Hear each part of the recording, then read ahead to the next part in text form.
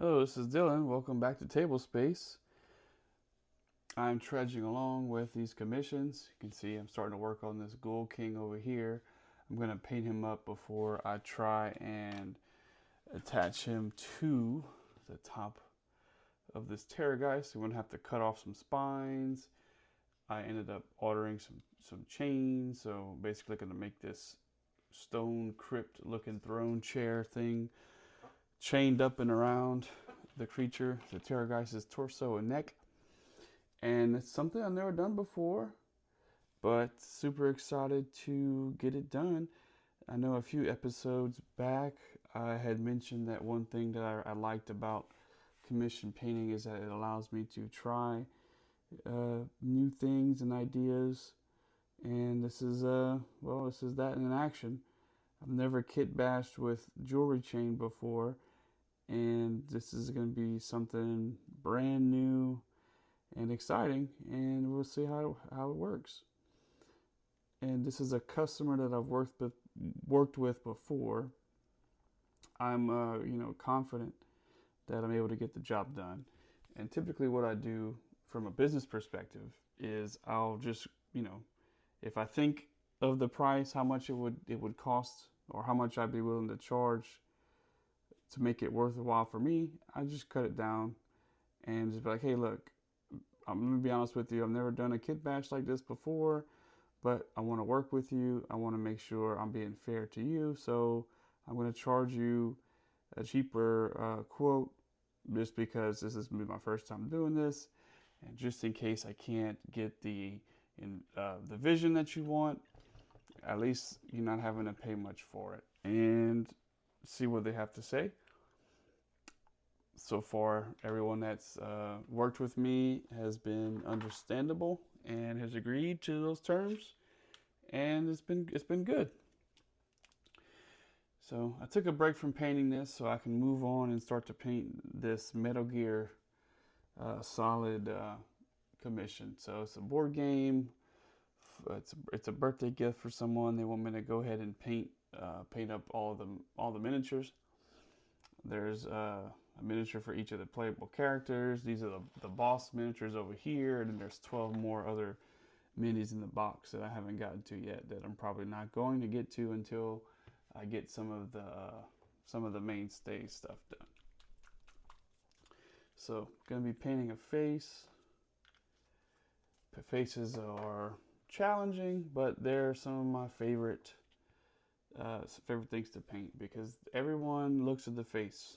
That's kind of what our eyes naturally are drawn towards. So I try to make sure I do a good job, and I do that by painting some flesh tone on there, and then putting a wash. It looks like this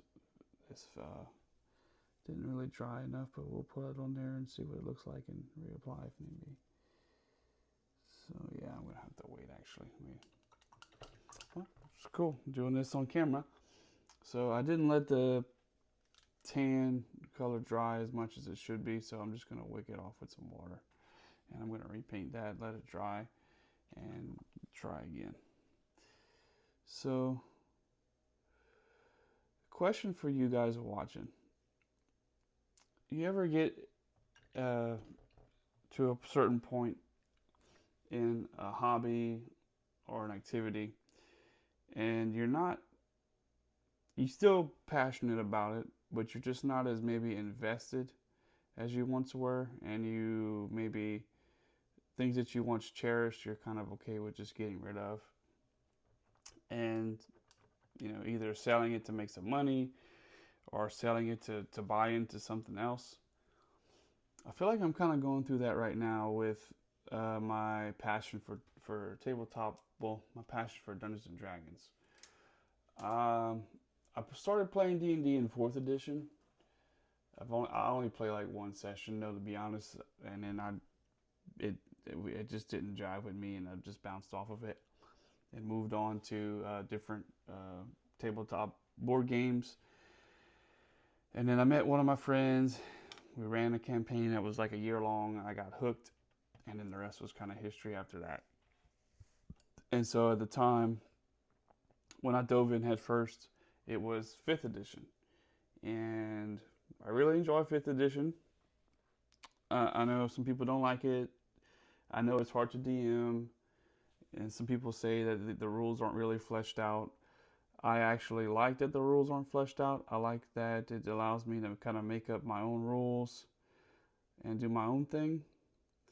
But I do understand what people like, for example, that play Pathfinder, they want everything kind of already explained and all the rules are laid bare, so there's no room for interpretation.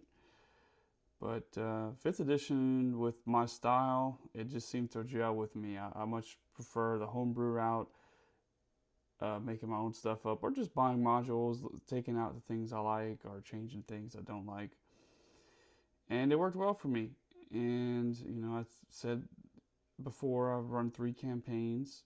I'm not running any at the moment. They're kind of all on pause / hiatus / just kind of at the fizzle out stage.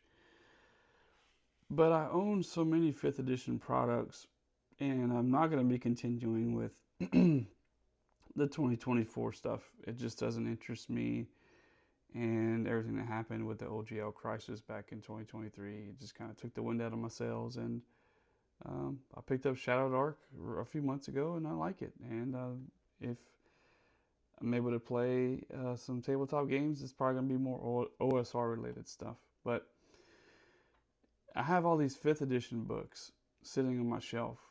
I'll probably make it the thumbnail of this video so you can see.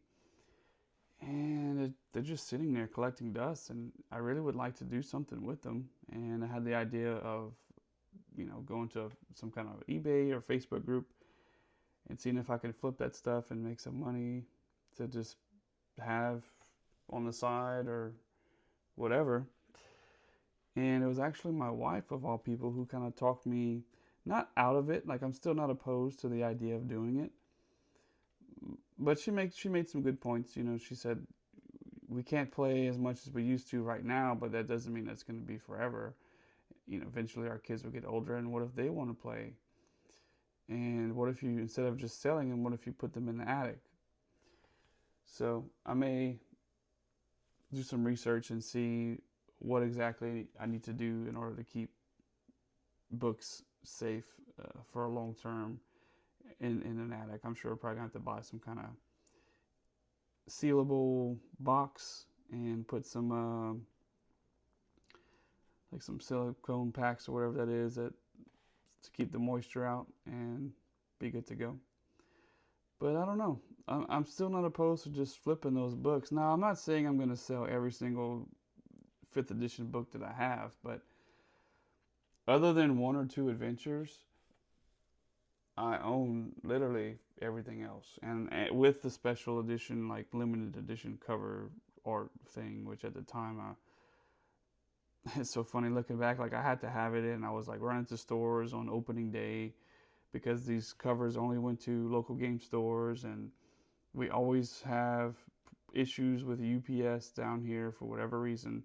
It never shows up when it's supposed to, or it doesn't show up until like the week after it's been released. And I just remember like stressing out about getting a book, and now I'm just looking back and it's like, what was even the point of all of that? Here I am trying to, flip them and make a couple of bucks off of eBay. But I don't know. Any of you out there watching, do you have any kind of advice or experience in this field? Because, I mean, I used to be passionate about video games, but those are all digital, and I still have access to those games. And then when I get the urge to play them, I can, just re-download it or reinstall it or just turn it on, whatever. But D&D's a bit different. I mean, I don't necessarily need these books to run it. And my comment to my wife was that, well, if I want the books, I can just, I can just buy them back. And her response was, well, don't you think they're going to be at higher prices, because who knows how long that's going to be before you want to play? And then, like, it's say it's 30 years from now, you want this book that came out, almost 40 years ago. you still gonna want to buy it at that price? And in my head, I'm like, I mean, yeah, I'm not saying I have to buy every single book that I owned in the past, but I don't know. It was an interesting conversation. And to be honest, I was surprised it would be, my wife to kind of talk me against selling these books, because she does play D&D, but she's like, "Oh man, D&D, like I'm the type of person where when I'm passionate about something, I'm like, I'm all in. I'm thinking about it. I'm watching YouTube videos about it. I'm it's just all taking up most of my brain." And I'm just surprised. She's like, "Oh, you want to get rid of the books? Yeah, go ahead." It's just one of those things. And I'm curious to see what the future holds for like that side of gaming for me, because I get so much out of DMing. I love to entertain people, and being able to have some friends come over and tell a story together, and just able to surprise them and create cool narratives that are unique and special to them. It's just so much fun. And me being me, and I look to the future and just like, yeah, but it's gonna take 8, 10, 12 years before we're really able to get the same like time, or just the interesting narratives that we had back from a few years ago. And I do get discouraged a little bit in terms of like, oh man, well, what if I just do something else? And I'm painting, and I'm doing a business, and there's Warhammer, and Warhammer's fun, but I don't get the same fulfillment out of it as I do with role-playing games. So I'm going to make it a point to continue to use those muscles, if you will. I've been seeing some videos online of people doing like these solo tabletop campaigns, using like games like old school games like Dragon Slayer, Shadow Dark, Mothership. And I think once I catch up with these commissions, I think that's what I'm going to do. I think I'm going to make a party of adventurers and come here, and I'll probably film it and make a little video series or something. If y'all are interested, please let me know in the comments below. Don't forget to leave a like and subscribe if you want to tag along with this journey with me. But I'll make a party of heroes and roll through some random dungeons and kind of see what happens and see what all the hubbub's about. Because to be honest, like watching the videos, it just doesn't seem all that thrilling to me. But to be fair, I'm not playing, so playing something has got to be playing better than playing nothing at all. So I'm going to give it a fair shot and see what I think. Okay, let's see. I need some brown. Do I have a brown? Yeah, there it is. And man, this Metal Gear game looks so cool. My brother was explaining it to me. Apparently it takes place throughout the whole first game. Like you play through all the campaigns, and I mean, yeah, these are all the bosses. Like there's Sniper Wolf, there's Psycho Mantis.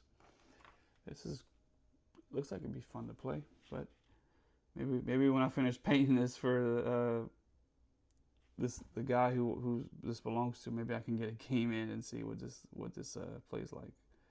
Because my brother's played it and he said it's really cool, but really difficult. They're playing through the what do they call the VR missions, like the little missions from the video game, like where it's just like challenges and stuff. They're playing through that right now.